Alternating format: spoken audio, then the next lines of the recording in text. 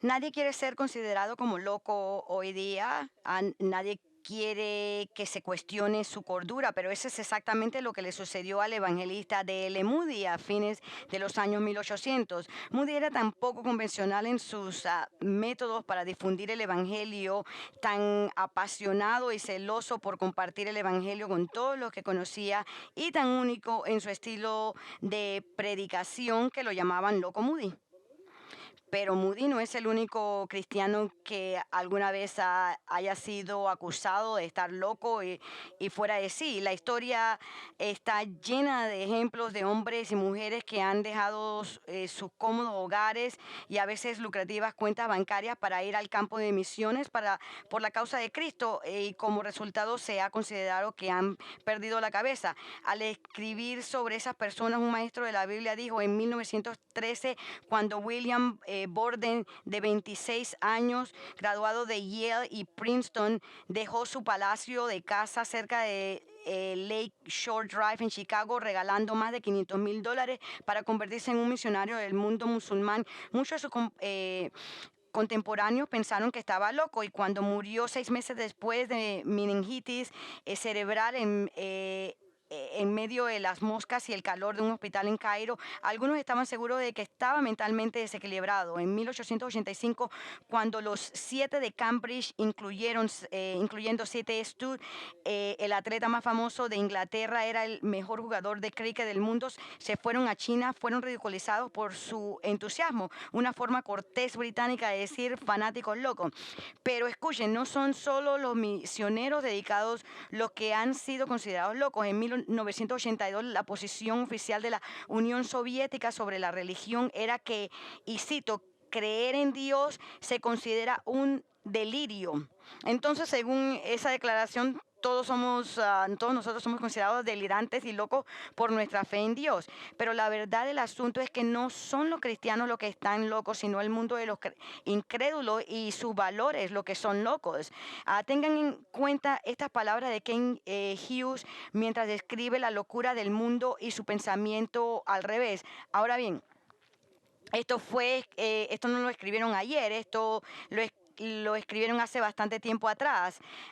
Y algunos de los ejemplos que usan pueden estar un poquito desactualizados, pero el principio eterno de lo que tiene que decir es absolutamente cierto. Él dice, millones de personas mueren de hambre, mientras que en el otro lado del mundo la gente paga cientos de dólares por un par de jeans Calvin Klein solo porque fueron usados por algún artista súper reconocido. O considera la locura de que se ve cuando la sociedad está en luto por la terrible epidemia del SIDA y otras enfermedades debido a la licencia sexual, pero se burla de aquellos que sugieren que la solución es la castidad.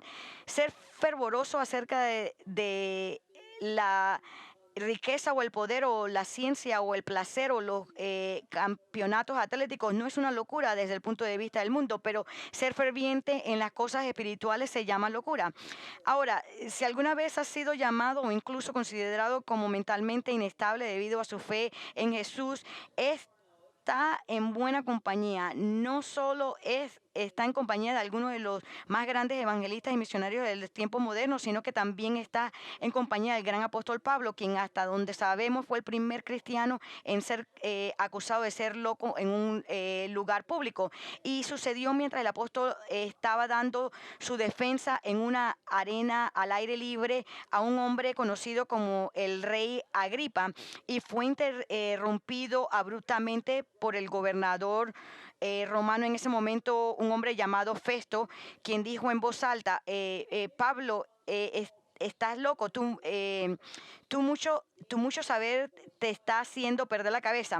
Ahora estas palabras se encuentran en Hechos 26-24 y vinieron en respuesta al testimonio de Pablo a Agripa acerca de que Jesucristo era el Mesías, que sufrió y resucitó de entre los muertos en cumplimiento de la profecía del Antiguo Testamento. Es decir, Festo, sabiendo que Pablo era un erudito, sintió que tenía que haber perdido la cabeza para creer en algo como la resurrección literal de Jesús, un hombre asesinado bajo Poncio Pilato, uno de sus predecesores gobernantes.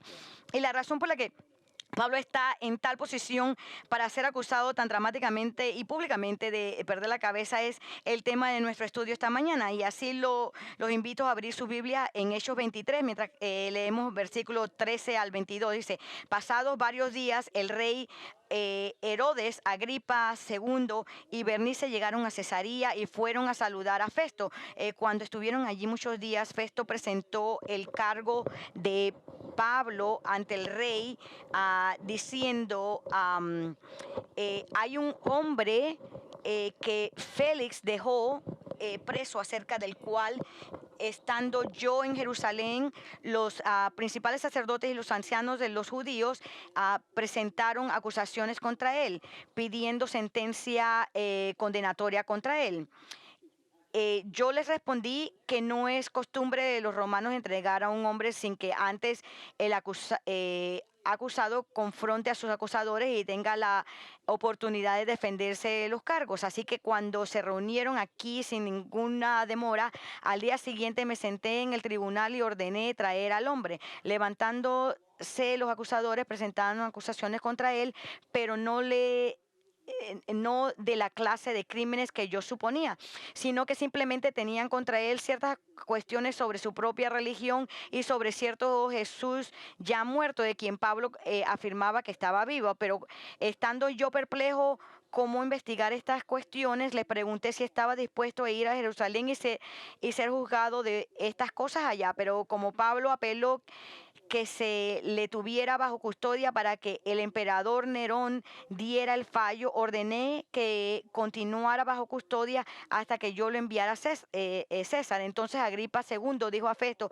a mí también me gustaría oír al hombre. Mañana lo oirás, dijo Festo. Ahora, con estas palabras, Lucas, el escritor del libro de los Hechos, nos presenta a un hombre llamado Rey Agripa, quien Pablo pronto tendría la oportunidad de presentar y compartir la historia de su conversión con él. Sin embargo, como recordará, varias veces en Hechos ya hemos leído, ya sea sobre la conversión de Pablo en Hechos 9 o cuando él hablaba de su conversión a otros mientras se defendía ante sus acusadores. Entonces, inmediatamente nos enfrentamos a la pregunta en cuanto a por qué Lucas nos habla de nuevo de la conversión de Pablo. No hemos escuchado lo suficiente sobre el testimonio del apóstol, ¿por qué tenemos que leer una vez más? Y la respuesta es porque el objetivo de Pablo al compartir su historia de conversación con el rey Agripa es muy diferente a tiempos anteriores, y por lo tanto menciona algunas cosas en su testimonio esta vez que no habíamos escuchado antes. Como ven, hasta este momento Pablo se ha visto obligado a explicar cómo vino a Cristo por el propósito de defenderse ante sus acusadores romanos y judíos.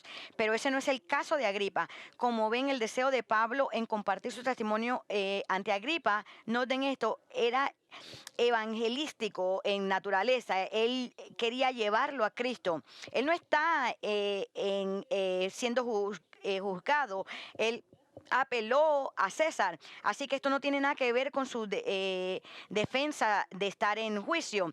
Él lo hace para tratar de evangelizar a esto. Y pueden ver que esto con bastante facilidad por las cosas que le dirá Agripa que no dijo en ninguna de sus otras defensas anteriores.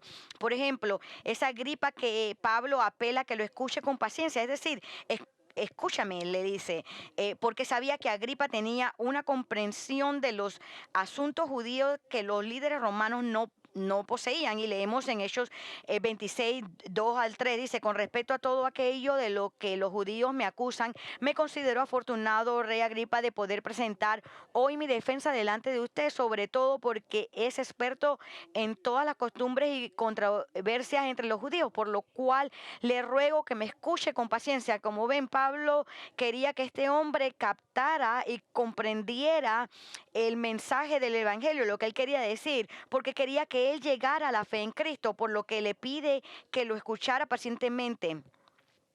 Él le dice, escúchame callado, piensa bien lo que estoy diciendo. Y es también a Agripa a quien Pablo articula el mensaje que Jesús le encargó predicar. Y él quiere que responda. ¿Por qué? Porque él quiere que Agripa responda de la misma manera. Y así que leemos en el capítulo 26, empezando en el versículo 18, dice, para que les abra sus ojos a fin de que se conviertan de las tinieblas a la luz y del dominio de Satanás a Dios, para que reciban por la fe en mí el perdón de pecados y herencia entre los que han sido santificados. Así que él le está diciendo, Rey Agripa, él, él, dice, por tanto, oh Rey Agripa, no fui desobediente a la visión celestial, sino que anunciaba primeramente a los que estaban en Damasco y también en Jerusalén, y después por toda la región de Judea, y aún a los gentiles que debían arrepentirse y volverse a Dios, haciendo obras dignas de arrepentimiento. Finalmente es Agripa quien Pablo hace un llamamiento evangelístico personal cuando declara en Hechos 26, 27, dice, Rey Agripa, ¿cree usted en los profetas? Yo sé que cree. Y sabemos que Agripa entiende exactamente lo que está haciendo Pablo, exactamente a dónde él va, porque lo vemos debido a su respuesta al apóstol Pablo en el versículo 28. Entonces dice, entonces Agripa segundo le dijo a Pablo, en poco tiempo me persuadirás a que me haga cristiano. Estas palabras, amigos, son mejor entendidas como una pregunta de Agripa en vez de como una declaración de hecho. O sea, lo que en realidad él estaba diciendo era, en tan poco tiempo crees que puedes persuadirme para que me convierta en cristiano. Y eso es exactamente lo que Pablo estaba haciendo. Él estaba tratando de persuadir a esta persona, intentando llevar a Agripa a la fe en Cristo, sabiendo que este hombre tenía un entendimiento de las escrituras judías y de las profecías mesiánicas. Las palabras de Pablo sobre su vida y conversión a Cristo no fueron tanto una defensa de sí mismo, sino más bien un intento de presentar a Cristo a este hombre para que se convirtiera en cristiano. Y Pablo dice lo mismo en el versículo 29, y Pablo contestó, quisiera Dios que ya fuera en poco tiempo o en mucho, no solo usted, sino también todos los que hoy me oyen, llegaran a ser tal como yo soy, a excepción de estas cadenas. Entonces, ¿quién era este hombre, Agripa? ¿Y cómo aprovechó Pablo esta oportunidad para tratar de llevarlo a Cristo? Bueno, eso es lo que queremos aprender hoy día, mientras que empezamos nuestro estudio con Pablo apareciendo enfrente de Agripa. Esta sección comienza con el versículo 13 del capítulo 25 y continúa hasta el final de la última parte del capítulo 26. Y así es como Lucas nos revela este evento. Lo divide en tres partes. Primero nos explica cómo llegó Agripa a conocer a Pablo, cómo él fue introducido cómo Agripa fue introducido al conocimiento de Pablo, a conocerlo. Él nos habla de la aparición inicial de Pablo ante Agripa y finalmente nos registra las palabras reales de Pablo a Agripa. Y entonces comenzamos esta mañana mirando el primer punto de Lucas, que es cómo Agripa llegó a saber de Pablo.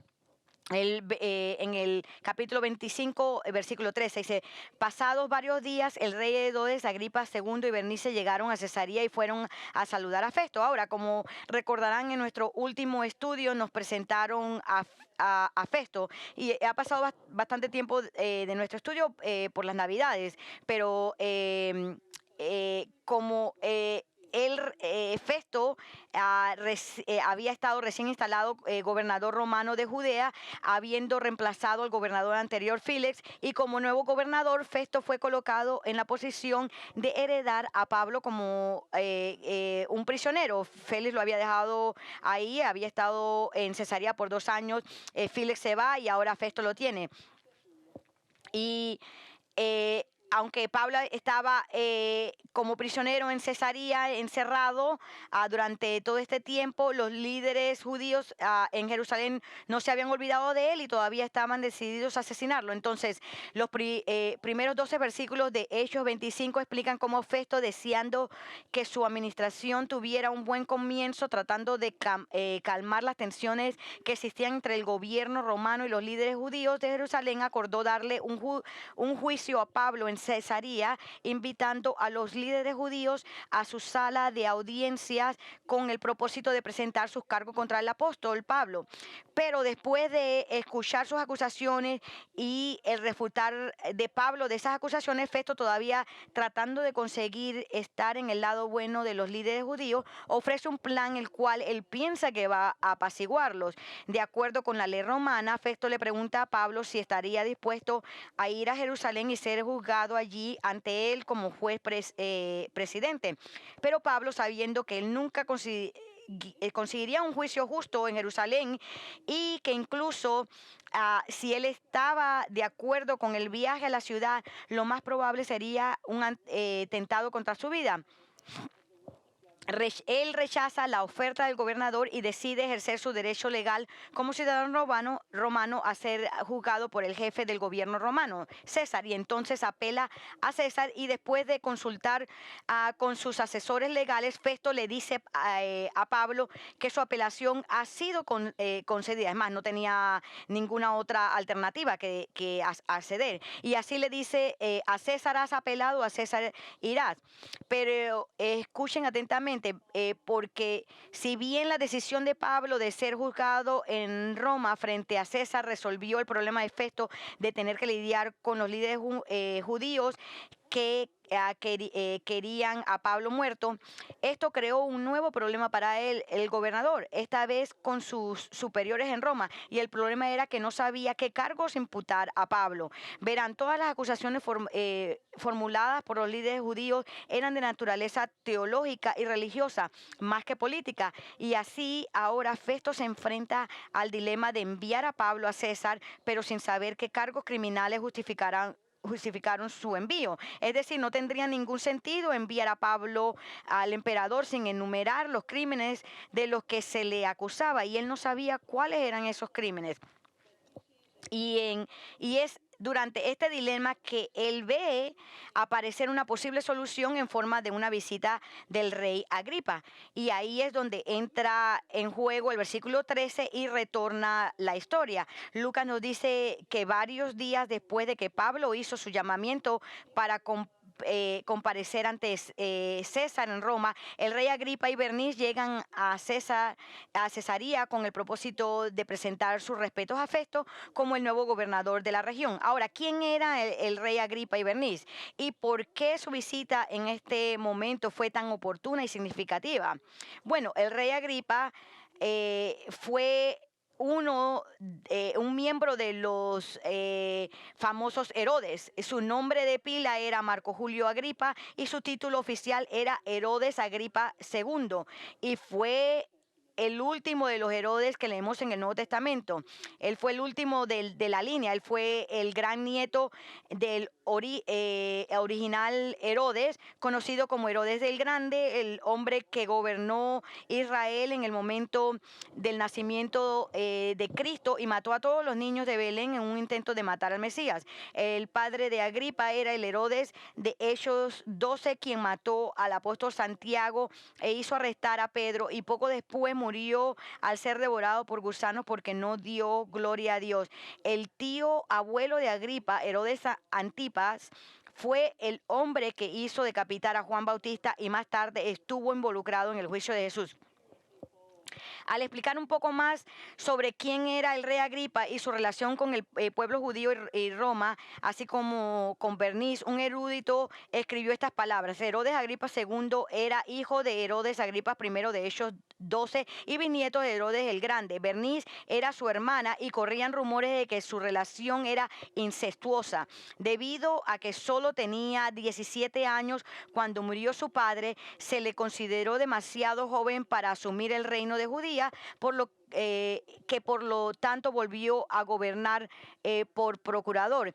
En cambio, se le dio un reino del norte pequeño e insignificante dentro de lo que ahora es el Líbano, y esto fue aumentado más tarde por territorio en Galilea. No obstante, influyó en los judíos porque el emperador Claudio le había encomendado tanto el cuidado del templo como el nombramiento del sumo sacerdote. Ahora, lo que es importante para nosotros saber sobre el rey Agripa es que estaba bien versado en el Antiguo Testamento y era un experto en asuntos judíos, y dado que Roma le había dado jurisdicción sobre el templo en Jerusalén, Festo vio esto como una oportunidad para hablar con él, el rey, sobre Pablo, quien, como recordarán, había sido arrestado en Jerusalén, justo en las afueras de los terrenos del templo. Y es por eso que leemos lo siguiente, comenzando con el versículo 14, que dice: como estuvieron allí muchos días, Festo presentó el caso de Pablo ante el rey, diciendo: hay un hombre que Files dejó preso, acerca del cual estando yo en Jerusalén. Los principales sacerdotes y los ancianos de los judíos presentaron acusaciones contra él, pidiendo sentencia condenatoria contra él. Yo les respondí que no es costumbre de los romanos entregar a un hombre sin que antes el acusado confronte a sus acusadores y tenga la oportunidad de defenderse de los cargos. Así que cuando se reunieron aquí sin ninguna demora, al día siguiente me senté en el tribunal y ordené traer al hombre. Levantándose los acusadores, presentaban acusaciones contra él, pero no de la clase de crímenes que yo suponía, sino que simplemente tenían contra él ciertas acusaciones sobre su propia religión y sobre cierto Jesús ya muerto, de quien Pablo afirmaba que estaba vivo. Pero estando yo perplejo cómo investigar estas cuestiones, le pregunté si estaba dispuesto a ir a Jerusalén y ser juzgado de estas cosas allá. Pero como Pablo apeló que se le tuviera bajo custodia para que el emperador Nerón diera el fallo, ordené que continuara bajo custodia hasta que yo lo enviara a César. Entonces Agripa II dijo a Festo: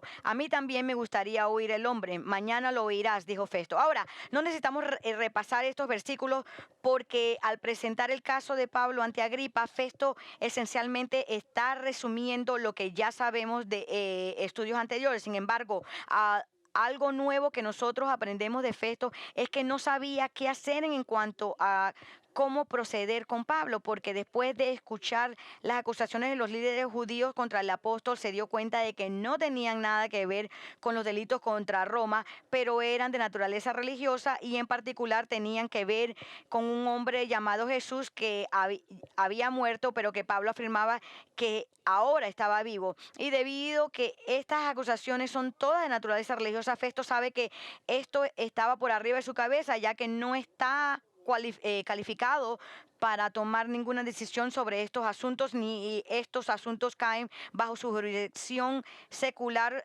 como representante del gobierno romano. Y así Festo presenta el caso de Pablo al rey Agripa y explica su dilema personal como gobernador, con la esperanza de que el rey esté de acuerdo en escuchar a Pablo y lo ayude a pensar en algún tipo de crimen válido para acusarlo antes de enviarlo al emperador. Y Agripa, con su curiosidad ahora despertada, expresa su deseo de escuchar al propio Pablo, a lo que alivió el aliviado Festo dice: mañana lo escucharás. Pero antes de pasar a leer acerca de la aparición de Pablo ante Agripa, quiero que noten que al mencionar las acusaciones religiosas que los líderes judíos levantaron contra Pablo, lo único que se destacó en la mente de Festo, a pesar de que realmente había sin entendimiento de estos temas, era que Pablo había afirmado que Jesús estaba resucitado de entre los muertos. Es decir, Félix, aunque era pagano y no estaba familiarizado con los puntos más sutiles del judaísmo, entendió muy claramente que Pablo estaba afirmando sin vergüenza que Jesús, aunque una vez muerto, había resucitado entre los muertos y ahora estaba vivo. Y amigos, esto debería decirnos mucho, que cuando la gente piensa en nosotros y en lo que creemos con respecto al Evangelio, si bien es posible que no entiendan los diversos puntos del mensaje de salvación, una cosa que no deberían tener problemas para entender es que creemos en la resurrección de Jesucristo y sabemos que Jesucristo está vivo. Verán, mientras se defendía de los ataques viciosos de los miembros del Sanedrín, Pablo se aseguró de que escucharan que Jesucristo, aunque muerto, había resucitado entre los muertos.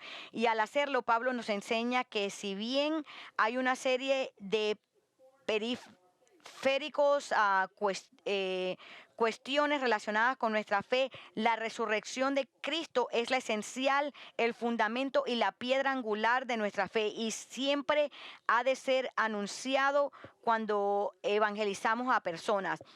Sin la resurrección de Cristo no hay evangelio, no hay buenas noticias. Este es el punto que señala Pablo. Sin, él lo dice en 1 Corintios 15, dice, y si Cristo no ha resucitado, la fe de ustedes es falsa, todavía están en sus pecados, entonces también los que han dormido en Cristo están perdidos. Si hemos esperado en Cristo para esta vida, solamente somos de todos los hombres los más dignos de lástima. Comprender que la resurrección de Cristo fue no solo un acontecimiento histórico, era del Padre, vindicación de Jesús como el Mesías y el Hijo de Dios. Y esto, la resurrección satisface la demanda de Dios y fue aceptado por Dios y satisface su demanda de la justicia de Dios. Hay personas que a lo mejor pueden estar en desacuerdo con nosotros, pero no deben tener ningún problema en entender una cosa, de que nosotros creemos que Jesús está presentemente vivo. Y es suficiente para nosotros el saber la resurrección de nuestro Salvador. Y eso debe distinguir nuestra fe de todos los demás sistemas de creencias religiosas. Nuestro Rey, nuestro líder, nuestro Señor está vivo y se destaca de todos los demás como uno que, aunque una vez muerto, resucitó entre los muertos. Ahora, más tarde, como sabemos, Festo va a reaccionar a la afirmación de Pablo de que Jesús resucitó, cuestionando su cordura, pero aparentemente Agripa, que conoce las escrituras judías que hablan de los muertos que vuelven a la vida, él no cree que Pablo está loco y por eso quiere escuchar al propio apóstol. Y eso es exactamente lo que sucede, y Lucas nos dice sobre esto a medida que avanza al segundo punto de este pasaje en el que escribe, que es la aparición inicial de Pablo ante el rey Agripa. Y leemos en Actos 25, versículo 23. Así que al día siguiente, cuando Agripa II y Bernice entraron al auditorio en medio de gran pompa, acompañados por los acompañantes y los hombres importantes de la ciudad, por orden de Festo fue traído Pablo. Lucas nos dice que al día siguiente, como acordaron con Festo, para que Agripa escuchara a Pablo, hubo una gran reunión en el auditorio oficial al aire libre en Cesarea, en el que Agripa y Bernice, los comandantes militares y los hombres prominentes de la ciudad, incluido Festo, se habían reunido. Estábamos todos ellos. Eh, to, Ellos todos se habían reunido ahí con el propósito de escuchar a Pablo hablar. Y cuando todos los dignatarios tomaron su lugar, leemos que Festo ordenó que Pablo fuera traído.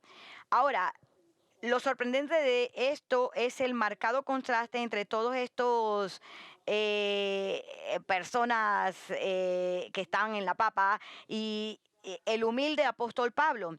Y lo digo porque la palabra griega que usa Lucas para describir el esplendor que tuvo lugar ese día se traduce al inglés como pompa, como fantasía, que se traduce en inglés como pompa, es la palabra fantasia, que es la que se utiliza donde nosotros obtenemos la palabra fantasía. Y es perfectamente apropiado que Lucas use esta palabra, porque como dijo un maestro de la Biblia, toda su pompa era realmente una fantasía, porque el verdadero poder estaba en el prisionero judío. No había ninguna fantasía sobre el apóstol Pablo. Él dijo la verdad sobria, no imaginaciones fantásticas. Ahora, déjeme llevar esto un paso más allá para sacar a relucir una verdad importante. Si bien la palabra que usa Lucas habla de algo que es una fantasía, el pensamiento detrás de esta palabra griega es algo fugaz, temporal y pasajero. Es decir, es algo que, si bien puede ser impresionante por el momento, no dura. es de interés momentáneo y luego desaparece. Y eso es exactamente lo que realmente fue, toda la pompa que tenían ahí, es la exhibición del poder. Es estos, eh, escuchen muy cercanamente a estas palabras de James Montgomery Boyce. Él eh, nos habla de esto. Dice, cuando vemos las cosas impresionantes de este mundo, generalmente parecen ser lo que es duradero o estable. De hecho, ¿qué podría ser más estable, más impresionante, más pesado que el Imperio Romano? Nuevamente, esto es lo que dice James Montgomery Boyce. Cuando vemos las cosas impresionantes de este mundo, generalmente parecen ser lo que es duradero o estable. De hecho, ¿qué podría ser más estable, más impresionante, más pesado que el Imperio Romano en la persona de quienes lo presentaron? Sin embargo, Lucas sugiere que todo fue fantasía, todo incluso entonces un proceso de fallecimiento. La pompa y el espectáculo pasaron primero, ni siquiera duraron un día. Los sirvientes quitaron las banderas y todo terminó. Con el tiempo, la gente también pasaron, murieron finalmente. Incluso el Imperio Romano pasó, fue invadido por los bárbaros. Pero por el contrario, el Evangelio nunca pasa. A pesar de toda la oposición y hostilidad hacia el Evangelio y todos los intentos de erradicar el cristianismo durante los últimos 2000 años, todavía está aquí salvando personas y transformando vidas, y continuará haciéndolo porque, como leemos en Primera de Pedro 1, 24, 25, dice, porque toda carne es como la hierba y toda su gloria como la flor de la hierba. Sécase la hierba, cáese la flor, pero la palabra del Señor permanece para siempre. Y esta fue la palabra que Pablo estaba a punto de proclamar a Agripa y a esta multitud de pomposos dignatarios de aspecto austero. Y así no, no estaba el apóstol, que todas luces era bastante impresionante mirándolo, las luces estaban en él. Todo el mundo estaba presente ahí, y Lucas nos dice que Festo empezó la reunión explicándole al rey Agripa y a los demás el problema específico que estaba enfrentando con Pablo. Y leemos en el versículo 24, y Festo dijo, rey Agripa y todos los demás aquí presentes con nosotros, este es el hombre acerca del cual los judíos tanto en Jerusalén como aquí me hicieron una petición declarando a gritos que no debe vivir más. Pero a mí me parece que no ha hecho nada digno de muerte, pero como él mismo apeló al emperador, he decidido enviarlo a Roma. Sin embargo, no tengo nada definido sobre él para escribirle a mi señor. Por eso lo he traído ante ustedes y especialmente ante ti, rey Agripa, para que después de que le interrogue, yo tenga algo que escribir, porque me parece absurdo al enviar un preso no informar también de los cargos en su contra. Ahora, una vez más, realmente no necesitamos mucha explicación de estas palabras porque son muy similares a lo que hemos escuchado varias veces, pero sí resalta el serio dilema en el que se encontraba Festo. Aquí tenía un prisionero a quien iba a enviar a Roma para comparecer ante el emperador, pero no tenía cargos políticos específicos que asignarles, es decir, no hubo crímenes contra Roma que Festo era consciente de que Pablo había cometido, y sin ningún tipo de delitos específicos a cargar a carga de él, con qué acusarlo, esto sería absurdo que lo enviaran. Pero escuchen, no solo él envió a, a un prisionero al emperador sin ningún cargo específico, esto es absurdo, pero también podría ser peligroso para Festo el hacerlo, porque el emperador estaría molesto con él, haciéndolo desperdiciar su tiempo. ¿Quién ha oído hablar de un criminal que no tenía cargos penales? Así, Festo explica todo esto a Agripa con la esperanza de que el rey será capaz de averiguar lo que el mundo se podría sacarle a Pablo para que lo pudieran culpar de algo y así poder enviarlo al emperador con algún cargo. Ah, y verán, como hombre pagano, Festo no comprende la religión del pueblo judío, pero el rey Agripa sí, así que está buscando que Agripa, para tratar de encontrarle algún sentido a las acusaciones de los sanedrines contra Pablo, pueda darle algo para escribir.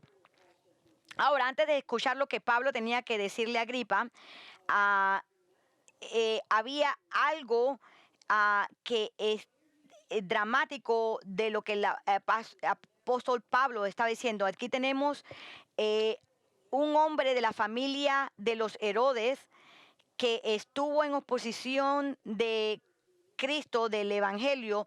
Todo lo que leemos fue en contra de Jesús y el Evangelio. Y les recuerdo nuevamente de la historia de la familia de este hombre. Ellos estaban en contra del Evangelio. Su tatarabuelo quiso matar a Cristo. Su padre mató al apóstol Santiago y a Juan. Y aquí está otro Herodes que es parte de esta familia tan corrupta y está esperando el oír qué quiere decir el apóstol Pablo. Esto sería increíble que Pablo esté confrontando a esto. Pablo nunca estuvo intimidado. Otra persona lo estaría, pero Pablo nunca. Él, él tuvo que tener fortaleza. ¿Por qué? Porque cuando él fue convertido, Jesús le dijo: tú vas a tener mi nombre enfrente de gentiles, de reyes, de todas estas personas.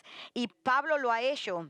Y ahora él tiene la oportunidad de hacerlo enfrente de un rey y dar el mensaje de Cristo y el mensaje del Evangelio. Y él sabía que eventualmente algo así iba a pasar. Y así, con el rey Agripa otorgándole permiso para hablar, Pablo extiende la mano.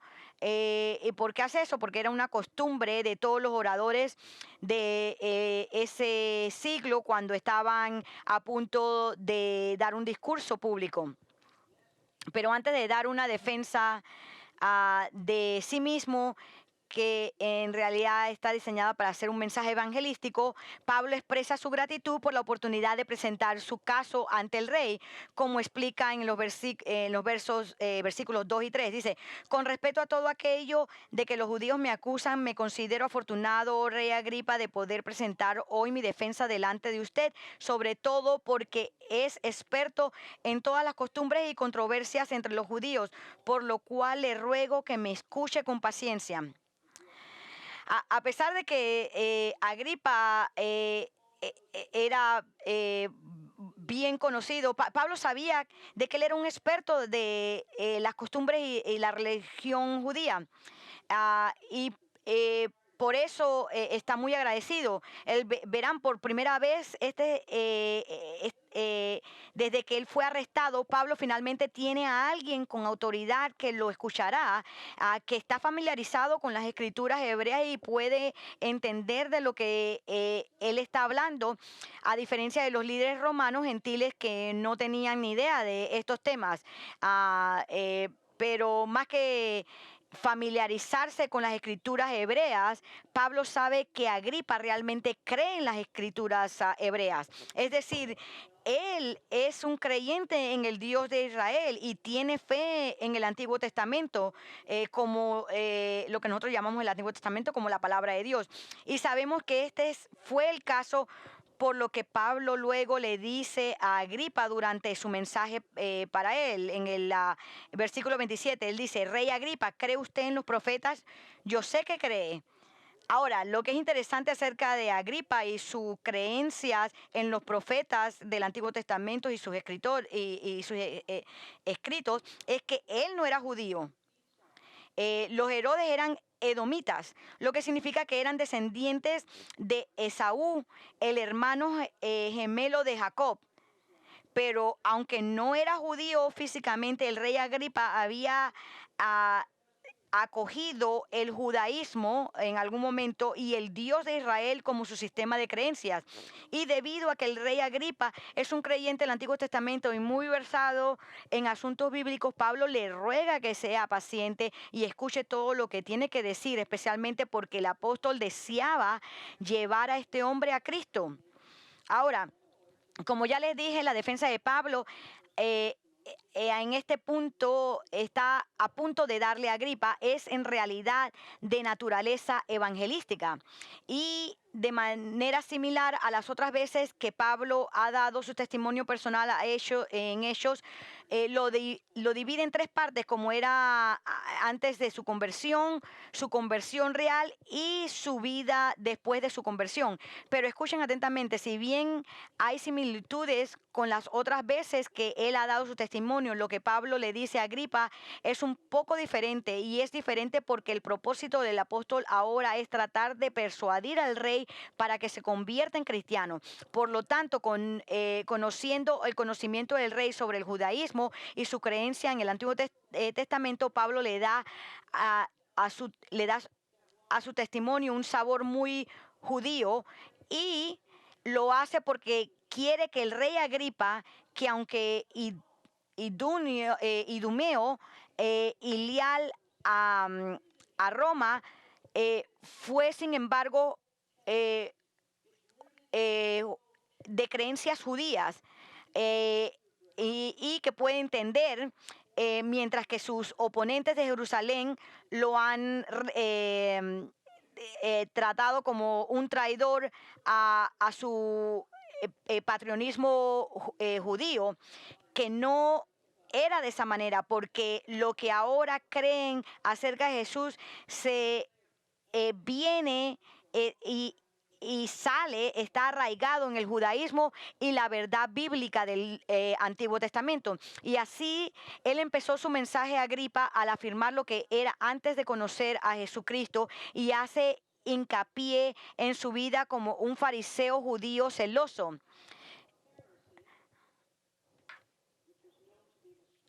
Y lo primero que Pablo le dice a Agripa es que es de conocimiento común para todo el pueblo judío que su vida temprana transcurrió en la ciudad de Jerusalén, y que cuando era joven vivió como un fariseo, conocido por ser la secta más estricta de todas del judaísmo. Y ahora sabemos por otros pasajes del Nuevo Testamento que Pablo, aunque nació en Tarso, fue educado en Jerusalén bajo tutela del famoso y muy respetado rabino Gamaliel. Y a medida que crecía en su comprensión del judaísmo, su reputación como un miembro celoso de los fariseos también creció, por lo que se encontraba bien conocido entre todos los judíos líderes, algunos que todavía estaban vivos, y podría dar fe de esto. Ahora, ¿por qué Pablo le dice esto a Agripa? Bueno, por un lado le está diciendo esto porque es cierto, esta era su experiencia, pero principalmente le está contando a Agripa sobre su vida como fariseo, porque quiere que el rey, sepa de su devoción y compromiso con la religión judía. Verán, hoy tendemos a ver los fariseos de manera muy negativa, y eso es comprensible porque después de todo Jesús a menudo los condenaba por su hipocresía. Sin embargo, a la época de Pablo, el pueblo judío miraba a los fariseos con gran consideración y estima. Eran muy considerados como aquellos que se apegaban a las doctrinas ortodoxas de la Biblia. Eran los fundamentalistas teólogos y conservadores de su época. Entonces, cuando Pablo le dice a Agripa que vivió como fariseo, le está haciendo saber al rey de su compromiso con el judaísmo y con las escrituras hebreas y lo que enseñaban. Es decir, Pablo quiere que el rey sepa que él era un buen judío, que mantiene las posiciones ortodoxas del judaísmo, y es precisamente por eso que procede a decir lo que dice a continuación en los versículos 6 y 7. Dice: y ahora soy sometido a juicio por la esperanza de la promesa hecha por Dios a nuestros padres, que nuestras 12 tribus esperan alcanzar al servir fielmente a Dios noche y día, y por esta esperanza, oh rey, soy acusado por los judíos. Ahora, a primera vista, estas palabras pueden parecer fuera de lugar, como si Pablo se fuera por la tangente, alejándose de lo que acaba de decirle a Agripa sobre ser judío dedicado. Pero esto no es una digresión en absoluto. Lo que el apóstol, está haciendo es hacerle saber al rey que la verdadera razón por la que está siendo juzgado es por su fe en la promesa que Dios hizo al pueblo judío, a quienes se refiere como nuestros padres. Esta es una promesa, dice Pablo, que las 12 tribus, es decir, toda la nación judía, esperaban y buscaban. ¿Y qué es específicamente esta promesa de la que se refiere Pablo? Noten esto: es la promesa que Dios le hizo a Israel de un Mesías y un reino venidero, y en particular que Dios resucitaría al Mesías de entre los muertos, que se enseña en todo el Antiguo Testamento y de manera prominente en Isaías 53, Salmos 16 y el Salmo 22. Y es por esta misma promesa, la promesa de la salvación del Mesías y su resurrección de entre los muertos, que enseñan las escrituras del Antiguo Testamento y que el pueblo judío dice creer, por lo que Pablo dice está siendo juzgado. Es decir, él quiere que el rey Agripa comprenda que el creer en Jesús y su resurrección no ha abandonado las verdades de las escrituras. Sus oponentes sí lo han hecho. No es un traidor al judaísmo, sino que simplemente cree en la promesa que Dios le hizo al pueblo judío. Y eso lo lleva a hacer esta pregunta en el versículo 8. ¿Por qué se considera increíble entre ustedes que Dios resucite a los muertos? Ahora, lo que Pablo está haciendo al hacer esta pregunta es abordar lo absurdo de que él sea condenado por el pueblo judío por creer que Dios levanta a la gente de entre los muertos, mientras que sus propias escrituras, que dicen creer, enseñan la resurrección de los muertos. Verán, el Antiguo Testamento enseñó que Dios resucitará a la gente de entre los muertos. En Daniel 12:2, hablando de una futura resurrección, dice: y muchos de los que duermen en el polvo de la tierra despertarán, unos para la vida eterna y otros para la para la ignominia, para el el desprecio eterno. Y Job habló de su esperanza de la resurrección cuando dijo en el capítulo 19, versículos 25 y 27: yo sé que mi Redentor vive y al final se levantará sobre el polvo, y después ella mi piel, aún en mi carne veré a Dios, él al cual yo mismo contemplaré y a quien mis ojos verán y no los de otro. Desfallece mi corazón dentro de mí. Y el Antiguo Testamento incluso da ejemplos de algunas personas que fueron levantadas de entre los muertos, como cuando Elías resucitó a la viuda del hijo de Serepta de entre los muertos, y cuando Eliseo resucitó al hijo muerto de la Tsunamita en Segunda de Reyes. Así que ellos estaban familiarizados con estos versículos y estos incidentes de personas que se levantan de entre los muertos, y en su mayor parte, excepto los saduceos, creían en la resurrección. Entonces, lo que Pablo quiere saber es por qué el pueblo judío encuentra tan increíble cuando él dice que Jesús resucitó de entre los muertos. Como verán, lo que Pablo está señalando es la incongruencia, la inconsistencia de parte del pueblo judío por creer que Dios levanta a la gente de entre los muertos, pero rechazando el hecho de que Él levantó a Jesús de entre los muertos. De hecho, amigos, los líderes judíos de Israel fueron tan inflexibles sobre el rechazo de la resurrección de Cristo que ellos, de hecho, le pagaron a los soldados que custodiaban la tumba de Cristo para que mintieran y dijeran que sus discípulos vinieron de noche y robaron su cuerpo. Eso es lo que ellos hicieron porque no querían admitir la resurrección de Cristo. Pero verán, lo que Pablo quiere que el rey Agripa entienda es que está siendo juzgado por creer en lo que enseñó el Antiguo Testamento, porque al contrario de lo que otros han dicho sobre él, no es un renegado de la fe judía, sino que es leal a su fe y herencia judía, lo que significa que es leal a las escrituras judías. Ahora, si Dios quiere, continuaremos estudiando más de las palabras de Pablo a Agripa el próximo domingo. Pero lo que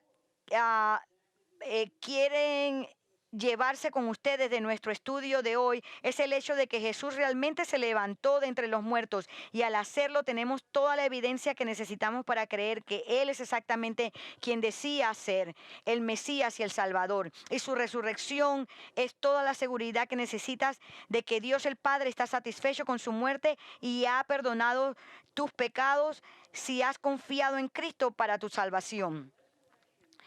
La resurrección es nuestra seguridad de que su trabajo ha terminado y Dios el Padre lo ha aceptado. Más nada se tiene que hacer. Nosotros descansamos en el trabajo hecho por Cristo. Así que le pregunto, ¿ha confiado usted en Él para salvarlo? ¿Ha creído usted en Él para su salvación? Todo aquel que invoque el nombre del Señor será salvo. Es solo en Cristo y Cristo solo, no en sus obras. Nuestra fe tiene que estar puesta en Cristo solo. La Biblia dice que todo aquel que invoque el nombre del Señor será salvo. Esa es la promesa de Dios. Si usted quiere que Cristo lo salve, Él lo hará. Y al que a mí viene, de ningún modo lo echaré afuera, dice Cristo. Así que le urjo que venga Cristo hoy. No importa de a dónde viene usted, cuál sea su historia. Venga a Él, sea perdonado de sus pecados. Y si usted quiere hablar con uno de nuestros pastores acerca de confiar en Cristo como su Salvador, lo invito de que por favor pase al frente al final del servicio y venga a verme. Oremos. Padre, te damos gracias por este pasaje tan magnífico de la Escritura, que como el apóstol Pablo estaba tan fuerte, y que nosotros hagamos lo mismo cuando estemos al frente de otras personas que a lo mejor estemos tentados de acobardarnos. Ayúdanos a ser fuerte y compartir el Evangelio con ellos. De saber que el Evangelio es el poder de Dios tuyo para la salvación, Señor. Todos los dignitarios, todas las personas que a lo mejor nos pueden tener opresos hoy día, todos ellos no son nada, y tú estás en control de todo, Señor. Tú nos llenas del Espíritu de Dios, Señor. Sabemos que Cristo resucitó de entre los muertos. Ayúdanos a estar conscientes de esto. Y oro por aquellas personas que estén aquí hoy día que no han confiado en ti por su salvación, que vengan a ti para salvación y vida eterna.